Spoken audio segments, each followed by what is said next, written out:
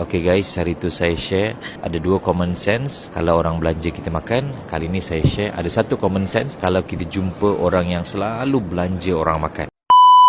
Okay, tuan-tuan, my wife dia ada satu kawan, best friend dia lah, nama dia Ain. So Ain ni selalu belanja my wife makan. Saya percaya bukan saja my wife, kawan dia pun Ain ni memang suka belanja orang makan lah. So pernah tak kita jumpa kawan yang macam tu? So kalau kita ada kawan macam tu, asal keluar dia je yang belanja makan. So common sense-nya adalah next bila kita keluar dengan dia, biar kita pula yang belanja dia makan.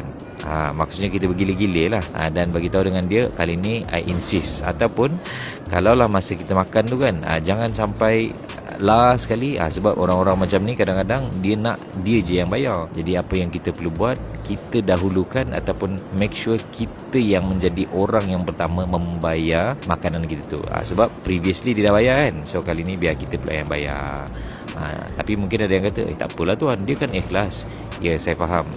Orang ikhlas ni sangat bagus, dan ikhlas jangan sampai kita mengambil kesempatan. Alright, anda boleh tag kawan you all yang selalu belanja makan dan juga save video ni dan share supaya orang yang selalu membelanja makan, kita doakan dimurahkan rezeki insya-Allah. Alright, Assalamualaikum warahmatullahi wabarakatuh.